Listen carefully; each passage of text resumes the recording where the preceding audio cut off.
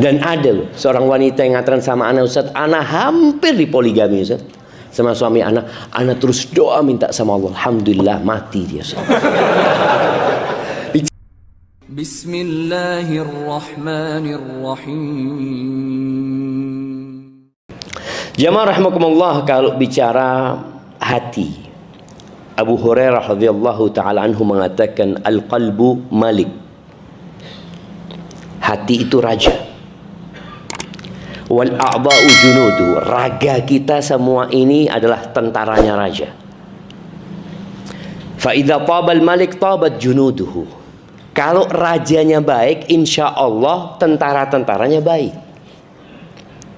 Raja kalau minum, kira-kira tentaranya minum enggak? Ikut minum.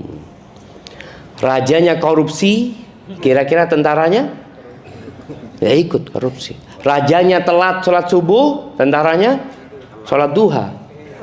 Sholat subuhnya sholat duha. Oh, rajanya telat sholat subuh seperti itu. Artinya Abu Hurairah menggambarkan hati ini yang mengontrol semua fisik kita. Jadi kalau ada orang ini, kadang-kala emak-emak ya menghadapi suami yang mungkin ya suaminya suka main game, dengar adzan masih main game. Istrinya mengatakan, bang sudah adzan. Iya emangnya aku tuli, denger aku lah. Kita lihat jamaah, dia denger, tapi telinganya yang denger, hatinya nggak dengar. Berapa banyak orang yang mendengar dengan telinganya tapi hatinya nggak dengar. Bagaimana memberikan nasihat kepada suami yang seperti itu? Loh, suamimu ini sedang sakit hatinya, maka yang diobatin hatinya gitu. Jadi bukan ditarik-tarik atau diteriakin, enggak. Bagaimana ngobatin hati ini nanti kita akan bicarakan bagaimana cara mengobatin hati. Tapi Abu Hurairah ketika menggambarkan bahwasanya hati itu raja dan raga itu adalah tentaranya, kalau rajanya baik maka semuanya akan jadi baik. Wa idza khabusal qalbu, kalau hatinya busuk, khabusat junuduh, maka raganya, tentaranya semua akan jadi buruk. Jamaah rahimakumullah, penyakit hati ini ada dua. Ada penyakit yang rasa sakitnya langsung dirasakan, langsung dirasakan. Makanya ada orang ngomong, ya Allah sakit hati anak, dia langsung merasakan. Ulama mencontohkan rasa sakit hati yang seperti sakit fisik sebenarnya, yang butuh obat.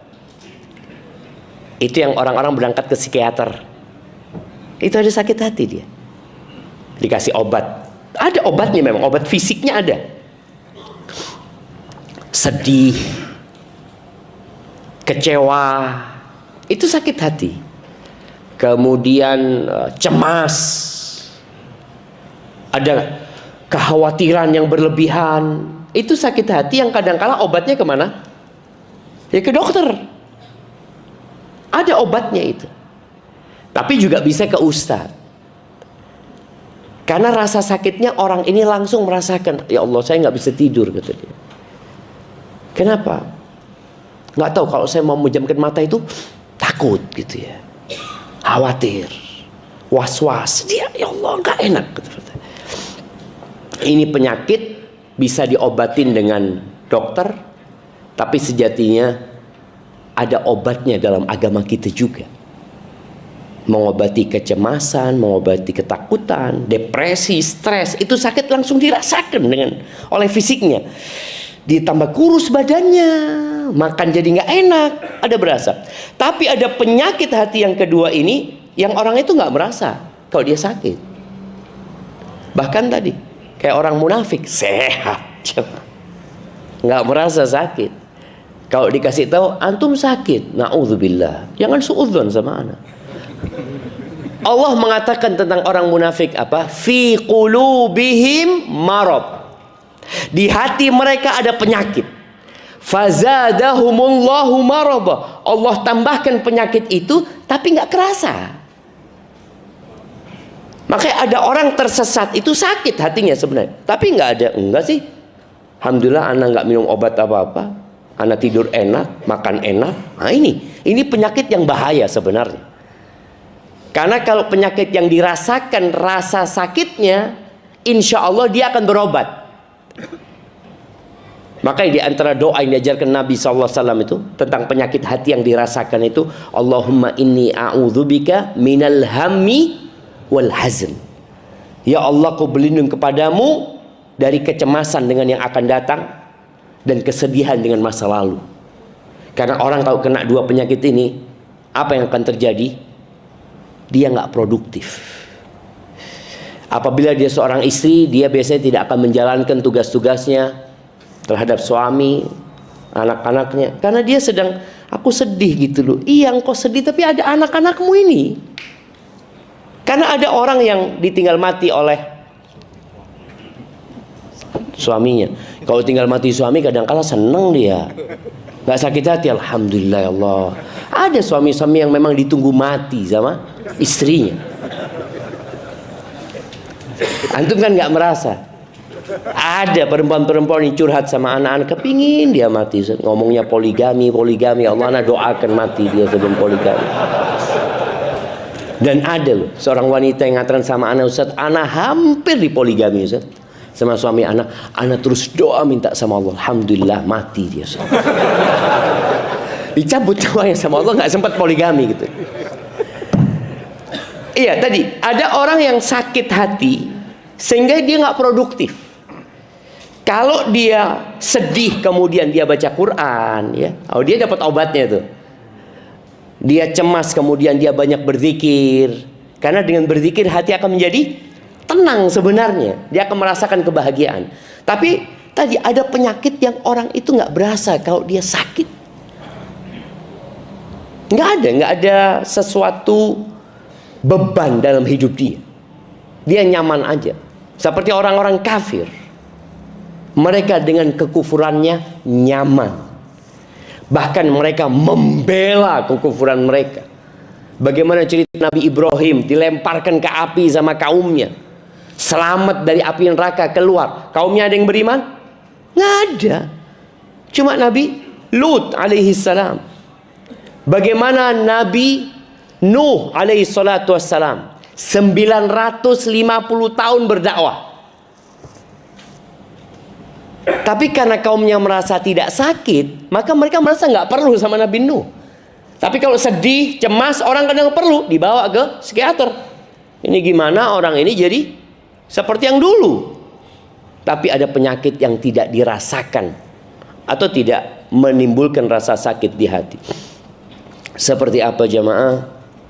Seperti kebodohan, seperti kemunafikan, seperti keraguan dengan agama. Dan penyebab penyakit hati ini banyak. Yang pertama adalah kebodohan, al-jahl. Makanya zaman sebelum Islam itu disebut zaman apa? Jahiliyah. Karena orang kalau sudah ditimpa kebodohan ini, maka semua penyakit hati itu akan mudah masuk kepada dia. Dia dengar orang ngomong seperti ini, percaya. Ingat PKI. Bagaimana? Kenapa kita bicara PKI? Kenapa jamaah? Karena ini bulannya PKI.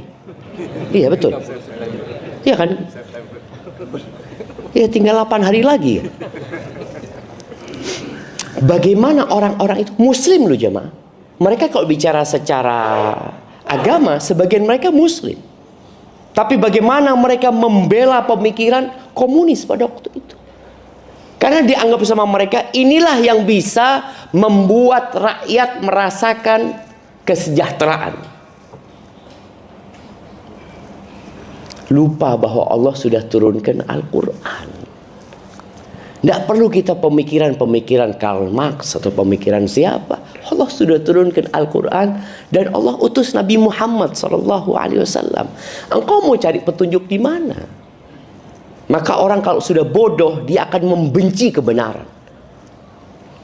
Sebagian kita mungkin ketika belum hijrah, dia benci dengan ustadz-ustadz yang menyampaikan sunnah. Mungkin 2 pekan yang lalu ada satu orang datang ke rumah, dibawa sama sohib ana. Dia dari Surabaya, naik bis dia ke rumah, cuma mau minta maaf sama ana. Dia mengatakan, Ustadz, ana dulu suka ngomongin Ustadz, ana suka jelek-jelekin Ustadz, kata dia. Pokoknya Ustadz, ya batalin, bubarin kajiannya Ustadz, ini itu, kata dia. Sampai suatu hari Ustadz, ana pegang handphone, tahu-tahu lewat di IG atau di YouTube, dia katakan kajiannya Ustadz tentang bagaimana sikap terhadap pemimpin.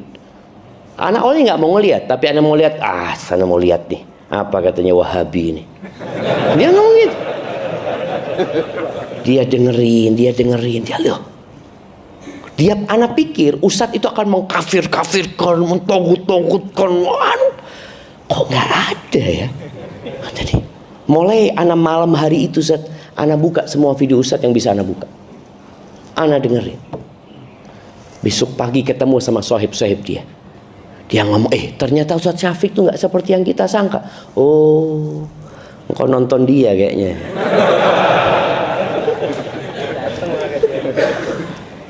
Di situ jemaah.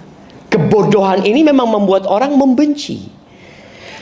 Bagaimana orang-orang musyrikin itu berusaha membuat orang-orang tidak kenal dengan Nabi Muhammad SAW.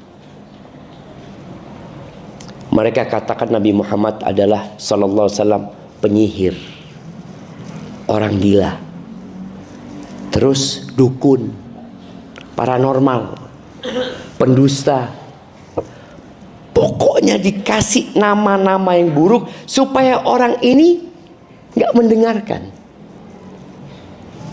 Sampai ada satu orang kafir, orang musyrik yang lagi umroh, ketika dia masuk Mekah udah dikasih tahu sama orang-orang Quraisy, hati-hati ya, di tempat kita ada satu orang penyihir. Engkau dengar omongannya langsung kau tersihir sama dia. Oh gitu. Namanya Tufail bin Amr ad-Dawsi. Itu Tufail pasang kapas di kupingnya. Karena kebodohan dia. Dia tawaf ya, dia tahu orangnya, oh itu Muhammad namanya sallallahu alaihi wasallam. Setelah dia tawaf ini, terus dia mikir, aku ini kayak orang bodoh, kata dia. Masa aku pasang kapas di kupingku, kata dia. Aku ini tahu mana yang baik dan mana yang buruk, kata dia. Aku mau dengar dari Muhammad SAW. Akhirnya datang kepada Nabi Muhammad SAW. Apa sih yang engkau tawarkan ini apa? Nabi membacakan Al-Quran sallallahu alaihi wasallam, membacakan hadis-hadis Nabi sallallahu alaihi wasallam, langsung masuk Islam. Maka kita harus berjuang melawan kebodohan. Kenapa ayat yang pertama turun? Iqra. Iqra, bacaan tuh. Apa yang dibaca Quran? Kalau bicara Tombowati itu yang pertama apa?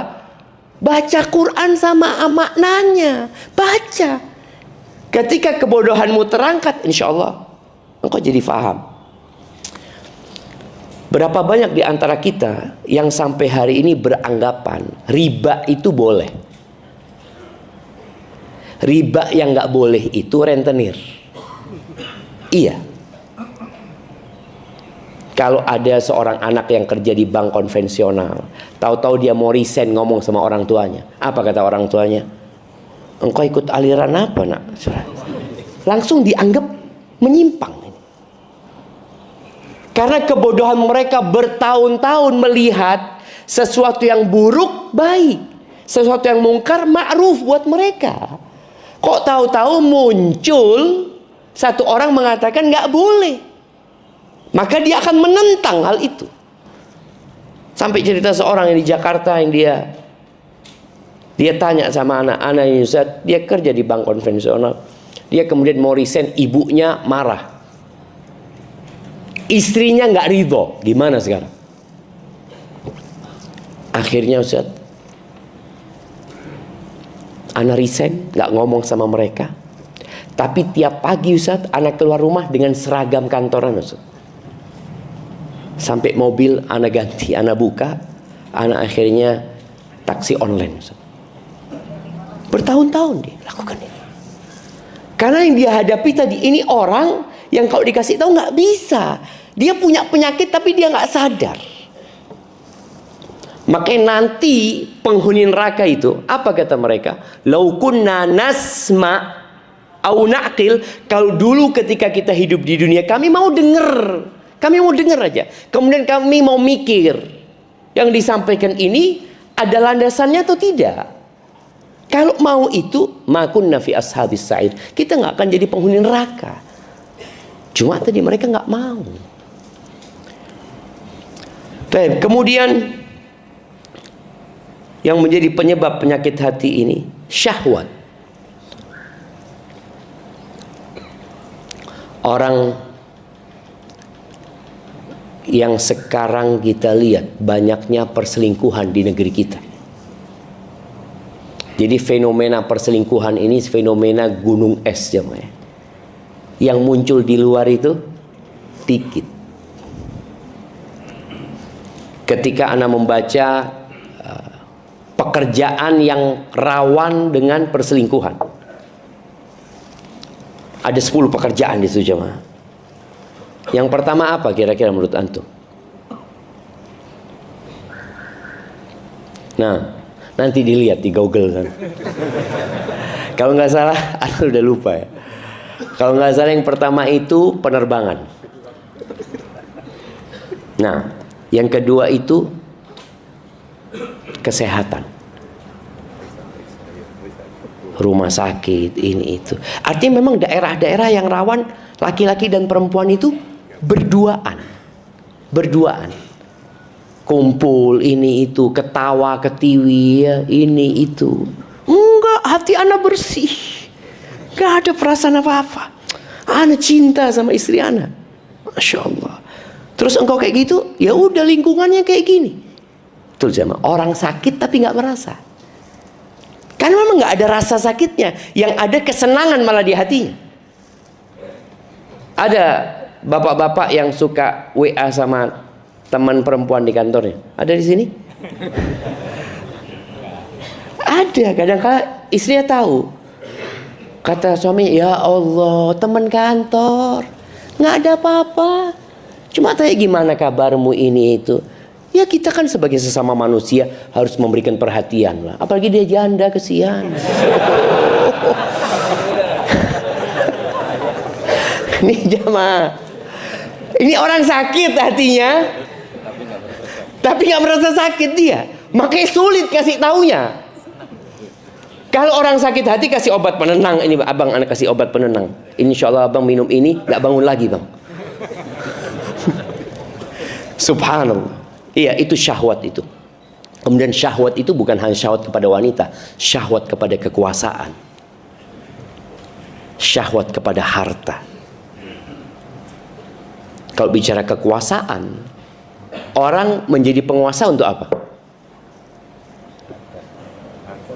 Untuk cari harta? Atau harta untuk cari kekuasaan? Biasanya kita sering dengar harta, tahta, wanita. Ini syahwat semuanya. Dan Nabi SAW mengatakan, "Madhibani ja'i'an." Tidaklah dua serigala yang lapar yang dilepas di kandang domba. Gimana serigala lapar dilepas di dalam kandang domba, yang dombanya nggak bisa lari kemana-mana, lebih merusak daripada hirsul mar'i, daripada ambisi seseorang kepada jabatan dan kepada harta dalam merusak agama seseorang. Jadi rusaknya agama itu lebih parah kalau sudah ada ambisi harta dan kekuasaan daripada rusaknya tuh domba-domba yang dikirimin 2 ekor serigala yang kelaparan itu. Bayangin kalau serigala kelaparan ya, dia ngeliat domba, Masya Allah, dia makan ini dikit, lihat itu lari, dia gigit yang ini, lihat, wah Masya Allah. Padahal dia sebenarnya satu ekor aja nggak habis mungkin jemaah. Tapi karena dia ambisi, dia udah gigit ini udah mati nih. Dia ngeliat, oh ada lagi nih Masya Allah. Makanya orang kalau sudah ambisi kepada harta dan jabatan, seperti minum air laut. Dia udah punya duit ini, udah cukup duitmu. Buat 7 turunan nggak habis. Tambah 7 tanjakan juga nggak habis. Tapi karena ambisi, dia terus rusak agama dia. Rusak agamanya jemaah. Nah ini salah satu penyebab penyakit hati, syahwat. Ya, Allah kasih kita syahwat.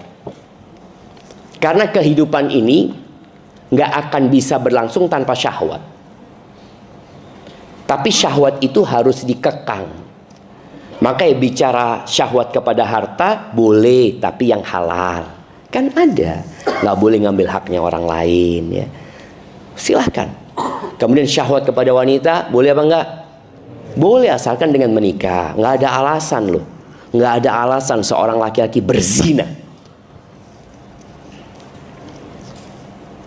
Padahal Allah sudah membuka pintu menyalurkan syahwatnya yang halal.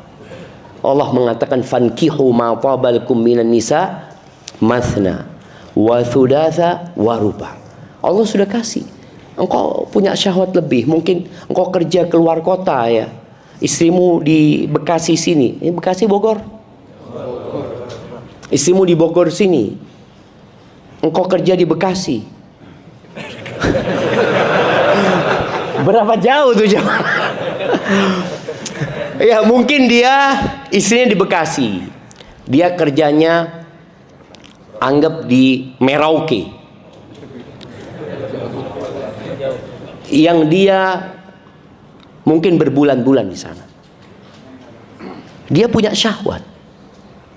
Dia mikir, ya apa aku menyalurkan syahwatku? Pulang nggak mungkin. Seperti itu. Apa yang bisa dia lakukan? Nikah. Puasa, Masya Allah, keren nih. Nah, nikah, kalau nggak mampu baru puasa gitu loh. Puasa dulu apa nikah dulu? Kata Nabi SAW, barang siapa yang punya kemampuan disuruh apa? Nikah. Kalau nggak mampu nikah, baru puasa gitu kan. Jadi puasa dulu apa nikah dulu? Dia ini udah nikah Ustaz, tapi istrinya jauh gitu loh. Ya mungkin puasa, betul. Tapi ketika nggak mampu, karena terus terang ada di tempat-tempat daerah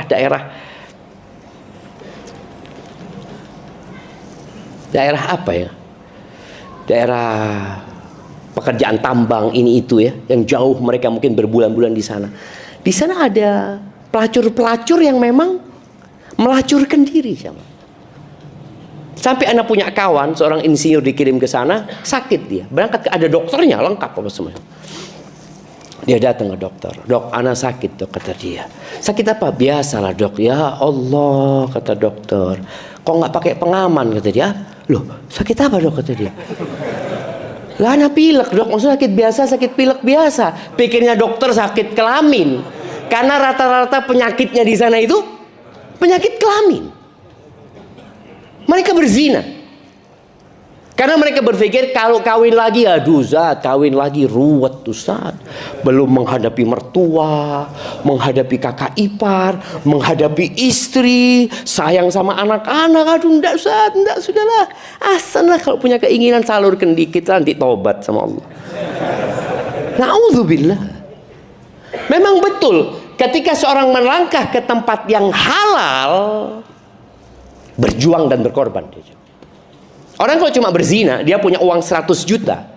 Kira-kira bisa berzina dengan berapa wanita dia cuma? Berapa wanita? Berapa kira-kira? Ya tergantung tarifnya Ustaz, gitu kan. Kalau yang tarifnya sejutaan dapat 100 wanita. Bayangin coba. Tapi dengan uang 100 juta mungkin dia bisa menikah dengan satu wanita. Dia menikah dengan satu wanita. Tapi ruwetnya bertahun-tahun Ustaz. Betul. Nabi SAW istrinya 9. Antum pikir tenang-tenang Nabi SAW. Oh, piring pecah di rumah Nabi SAW. Piring pecah. Sallallahu ala Nabi SAW. Jadi ingat, jangan sampai syahwat antum karena antum berpikir menyelamatkan rumah tangga. Ya, anak-anak nggak mau nikah lagi lah. Ya, kalau antum nggak nikah lagi, bisa puasa, bisa menjaga diri, alhamdulillah, itu yang diharapkan. Tapi kalau kemudian antum berpikir berzina karena melihat kawan-kawan antum semua di sana pada berzina, mereka berzina aman-aman aja, engkau nggak apa-apa, aman lah, nggak ada yang tahu. Padahal Allah mengawasi mereka. Padahal sejatinya lelaki yang berzina akan membawa laknat ke rumahnya, menghilangkan berkah di keluarganya. Tapi ketika dia menikah lagi, memang terjadi keributan, tapi halal. Maka ingat, nggak ada alasan seorang laki-laki berzina. Ya Ustaz, istri ana nggak memberikan izin. Ustaz. Siapa izin? Istrinya yang mengizinkan, jemaah. Antum boleh jadi sampai mati yang nggak dikasih izin. Tapi kalau antum cukup satu, alhamdulillah. Jangan dibohong-bohongi sama temen. Antum kenapa nggak nikah lagi? Ada yang suka dorong-dorong kawannya jemaah untuk kawin lagi, padahal orang ini nggak butuh. Akhirnya karena dorongan itu, bener juga katamu ya. Akhirnya dia nikah, berantakan rumah tangganya. Karena dia hanya dikasih doping sama kawannya, bukan karena kebutuhan. Maka ingat, ini termasuk yang membuat penyakit hati syahwat. Syahwat kepada wanita, syahwat kepada harta, syahwat kepada kekuasaan. Kemudian ahibati fillah, yang membuat penyakit hati ini adalah kawan-kawan buruk, lingkungan yang buruk. Ana sebutkan sebab-sebab ini, nanti obatnya antum sebenarnya sudah paham. Kawan yang buruk. Dan biasanya orang itu akan condong kepada yang sama. Ada klub-klub ya, klub motor, klub mobil ya. Ana pikir dulu klub-klub itu untuk mobil-mobil mewah jamaah, untuk motor-motor mewah. Ternyata enggak. Sampai mobil yang harganya murah pun ada klub-klubnya. Ya komunitas ya, komunitas itu. Kalau klub itu untuk kebaikan nggak apa-apa.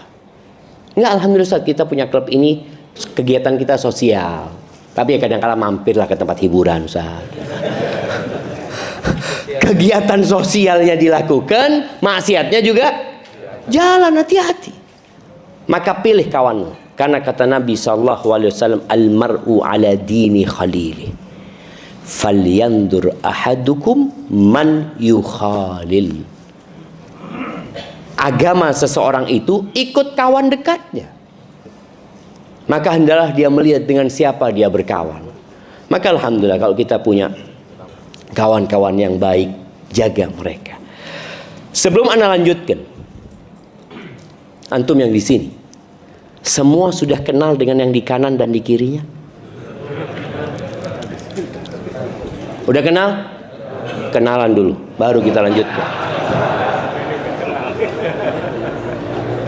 Loh, ayo jangan.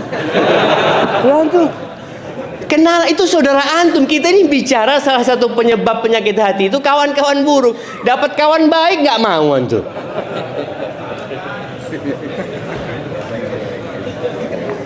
Bentar lagi anak akan tes, anak akan tanya, anak akan tunjuk, anak akan tanya, dia kenal nggak dengan yang kanan? Tanya siapa namanya, dari mana, apa pekerjaannya. 3. Sudah? Nah, anak tunjuk sekarang untuk membuktikan. Oh, masih ada yang tanya, Masya Allah. Nah, yang pakai kacamata, antum. Iya. Iya. Yang di kiri antum? Oh. Belum kenal. Salaman doang, kenalan. Coba kenalan lagi siapa? Dari mana?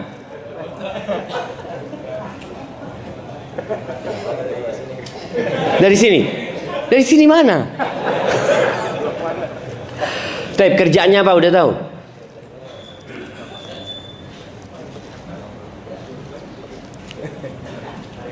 Oke, istrinya berapa? Tanyain.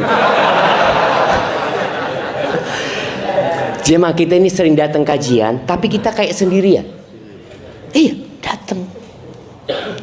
Habis gitu pulang aja udah. Padahal disinilah kita berusaha mencari kawan baik yang menjaga hati kita. Boleh jadi tukar nomor handphone ya. Suatu saat nanti ketika ada kajian dilihat, engkau kok nggak datang kajian? Lama aku nggak ngelihat sama kamu. Inilah yang dibutuhkan kawan-kawan baik jemaah, yang mengingatkan kepada kebaikan. Kita tuh kalau sama kawan pemain bola, sama-sama suka bola, masya Allah jemaah. Antum lihat bagaimana solidnya pendukung bola itu. Kalau Jakarta apa namanya? Jackmania gitu kan. Itu solid banget mereka jemaah. Seperti itu. Mereka berangkat kemana, nonton ini itu, naik mobil, susah mereka siap. Ada juga termasuk yang anak takjub ya, dengan kesolidan klub Vespa. Iya, Vespa butut itu, ada temennya mati, berhenti semuanya ya. Bagaimana? Kenapa kalau ada temennya yang hatinya sakit, dia nggak lagi datang kajian, siapa yang akan membawa dia? Maka di sini kita perlu kawan-kawan baik. Selain kawan baik itu juga punya syafaat kelak pada hari kiamat. Mungkin dia akan ingat kita ketika dia masuk surga. Kemudian lihat, mana fulan yang biasa kajian sama ana di Masjid Al-Furqan, kok nggak kelihatan? Mungkin dia minta sama Allah supaya antum dikeluarkan dari api neraka. Maka tolong, itu termasuk yang merusak hati, kawan-kawan yang buruk. Kemudian memperbanyak hal-hal yang mubah, itu termasuk merusak hati. Seperti apa? Banyak tidur, banyak makan. Kan ada orang yang kerjanya kulineran terus. Ya kuliner sana, kuliner sini, macam-macam dia kemana-mana. Waktunya habis untuk perjalanan saja, jemaah. Ada orang yang makan nasi goreng di Dago di Bandung.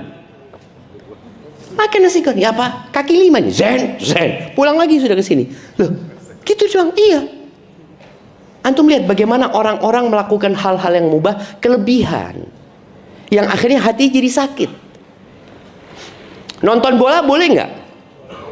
Boleh, tapi kebanyakan nonton bola jadi nggak kajian antum. Kenapa? Kalau kajian, kajian ngantuk Ustaz. Kalau nonton bola semangat. Itu berarti sakit hati antum. Di tempat obatnya hati antum males, di tempat penyakit hati antum semangat. Sehat, banyak ngobrol. Sekarang ini adanya kafe-kafe yang kadang-kala orang duduk cuma beli kopi, ngobrolnya 3 jam. Kajian 1 jam sambil tidur masih. Jadi kajiannya cuma 1 jam, udah selesai, alhamdulillah. Jadi kadang-kala orang itu tadi, hati ini kalau sudah sakit jamaah, dia akan merasakan kenyamanan dengan kemaksiatan, kenyamanan dengan hal-hal yang mubah, tapi hal-hal yang diperintahkan dia jadi nggak nyaman. Maka tolong tadi berusaha untuk mengurangin lah hal-hal yang mubah ini. Handphone ini juga boleh punya handphone, boleh sekali-kali antum matikan handphone dari pagi sampai besok, supaya antum merasakan, ya Allah, tenang ya, tenang jemaah. Tapi ada orang yang subhanallah nggak bisa lepas dari handphone. Dia beli power bank yang paling besar ya. Ternyata power banknya habis jemaah. Dia beli kabel 7 meter. Pokoknya bagaimana dia terus terkoneksi dengan sesuatu yang sebenarnya nggak ada manfaatnya buat dia. Ada sebagian orang yang nggak berani matikan handphonenya ketika mau tidur. Nggak berani. Takut ada rezeki Ustaz. Allahu Akbar. Nolak rezeki kan nggak boleh Ustaz. Berusaha kita jemaah. Boleh pegang handphone. Anak-anak saja harus dibatasi pegang handphone. Oh ya kan anak-anak Ustaz belum ngerti Ustaz. Kalau kita bapak-bapak alhamdulillah udah paham. Paham apa? Kita kadangkala juga menyusahkan anak dan istri kita. Sampai ada seorang keluarga yang mengatakan kita punya bapak itu al-hadirul ghaib, kata dia. Al-hadirul ghaib.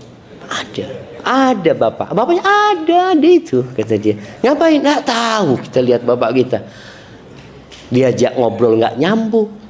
Maka usahakan ketika makan handphone nggak dibawa. Ana ngomong sama istri Ana, kalau nyuapin anak, makan sama anak, jangan nonton sesuatu apapun. Kan banyak orang sekarang nonton sambil makan.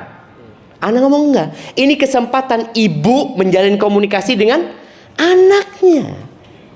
Sambil makan, cerita, ngobrol, bermain, ini itu. Bukan dikasih tontonan, anaknya nonton, emaknya nonton. Udah bisa kasih makan lagi, nonton lagi maknya. Jangan. Maka berusaha. Ahibati fillah. Ya, kalau bicara itu sebab-sebab orang yang sakit hati. Tandanya orang yang sakit hati itu dia sudah tidak lagi mengingkari kemungkaran. Bahkan dia nggak nyaman dengan ketaatan. Dia kalau berada di grup, contoh nih ya, ada grup, lalu ada yang kirim urusan agama, mengingatkan sholat subuh umpamanya, langsung ini grup bukan urusan agama ya, ini grup urusan sepak bola. Iya, benar-benar dia itu nggak mau ada agama.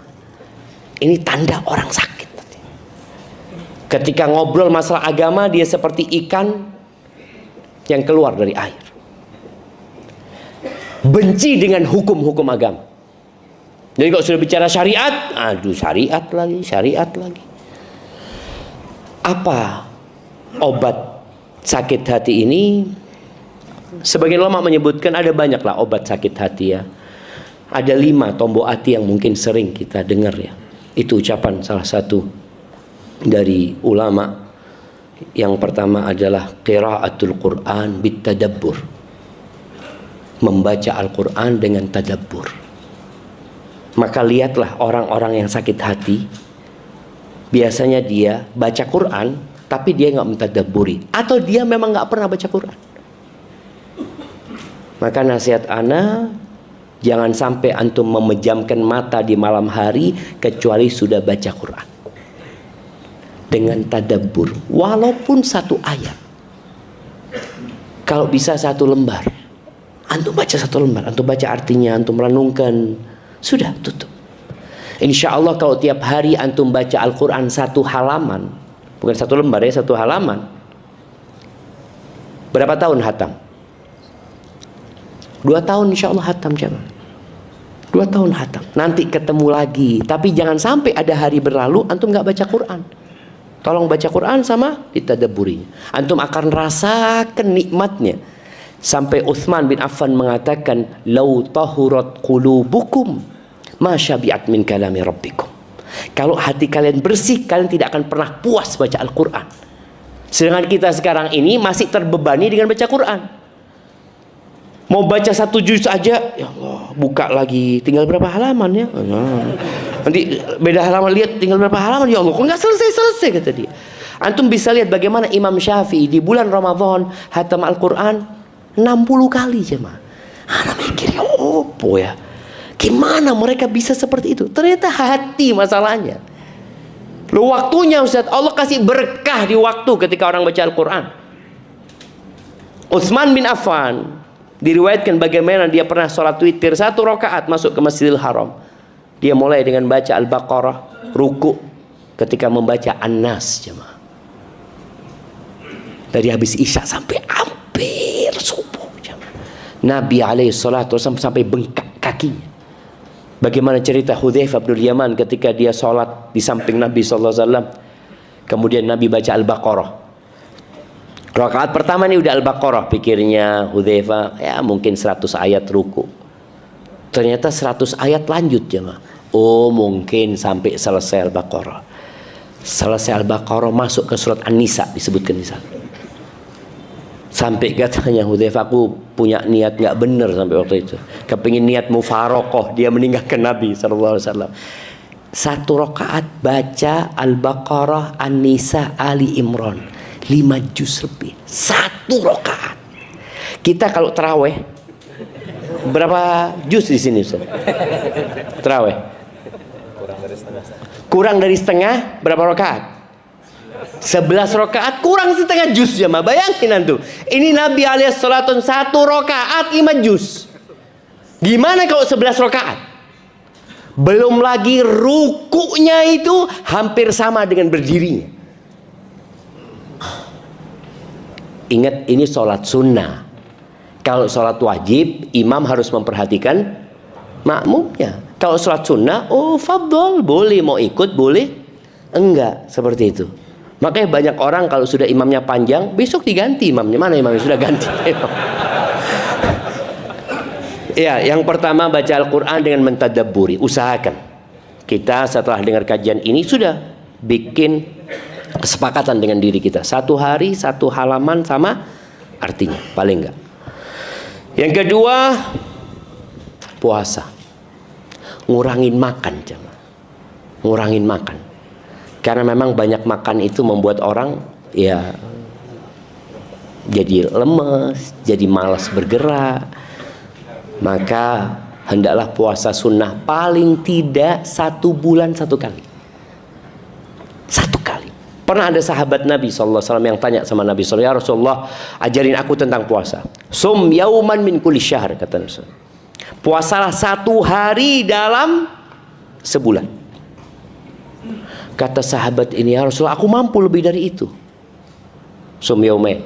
Akhirnya Nabi SAW mengatakan, puasalah 3 hari dalam sebulan. Itu seperti puasa 1 tahun. Artinya kalau tiap bulan 3 hari, 3 hari, 3 hari, 3 hari. Dan sebaik-baiknya amalan itu yang berkesinambungan walaupun sedikit. Karena ada orang yang puasa Ramadan kemudian nggak pernah ketemu puasa lagi udah. Kecuali Ramadan. Makanya orang-orang yang nggak pernah puasa itu ketika masuk Ramadan hari pertama apa yang terjadi? Balas dendam dia aja mah. Balas dendam. Karena dia nggak terbiasa. Makanya kita lihat ya. Orang kalau sudah makan beli takjil, jangan makan, beli takjil. Hari pertama semua dia beli. Dia taruh di meja makan. Allah Akbar, ada kolak, ya, ada ini, ya Allah, lihat jam, ya Allah. Kalau bisa dia telepon ke masjid. Nggak bisa adanya disegerakan, Pak. Artinya dia nggak terbiasa, biasakan sebulan sehari. Jadi orang yang nggak pernah puasa sunnah usahakan sehari sebulan. Itu termasuk tombol hati, jangan. Nanti kalau sudah setahun alhamdulillah antum istiqomah, mungkin bisa ditambah 3 hari. Alhamdulillah bisa istiqomah, ditambah Senin, Kemis umpamanya. Semua sesuai dengan kemampuan. Tapi paling enggak kita punya amalan puasa dalam setiap bulan. Taib. Yang ketiga, wa qiyamul lail. Salat malam. Paling sedikitnya witir sebelum tidur. Jadi antum sholat isya berjamaah di masjid, pulang kalau takut umpamanya nggak bangun, udah sholat witir. Nabi SAW mewasiatkan kepada Abu Hurairah radhiyallahu anhu untuk tidak tidur kecuali sholat witir. Sudah sholat witir. Jadi sholat malam antum. Tapi yang mampu lebih lah. Umpamanya enggak, aku mau sholat sebelum subuh. Ya alhamdulillah lebih utama sepertiga malam akhir. Tapi ketika tidak mampu, udah sebelum tidur. Yang penting istiqomah. Paling enggak 3 lah antum. Walaupun witir boleh 1, antum ambil 3. Kalau memang antum males, ya bacanya nggak usah panjang-panjang. Karena ada orang yang mulai awal sholat malam, kan boleh sholat sunnah buka Quran kan. Awal pertama sholat malam langsung baca Al-Baqarah. Kan katanya Ustaz Nabi baca 5 juz, ana coba. Akhirnya besok nggak sholat lagi antum. Enggak, pelan-pelan lah. Pelan-pelan. Yang penting istiqomah dulu. Paling enggak sebelum tidur 3 lah. Kalau bisa sebelum subuh lebih baik. Kemudian yang keempat, berdoa di waktu sahur. Ini akhirnya bangun malamnya kalau bisa di akhir malam. Jadi sebelum subuh antum beristighfar, mohon ampun sama Allah Azza wa Jalla dan berdoa. Allah mengatakan tentang penghuni surga, kata Allah Azza wa Jalla, wa bil ashari hum yastaghfirun.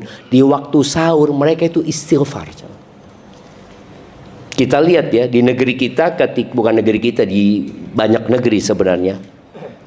Ketika bulan Ramadan di waktu sahur itu malah banyak tontonan yang membuat orang lupa dengan sifat penghuni surga.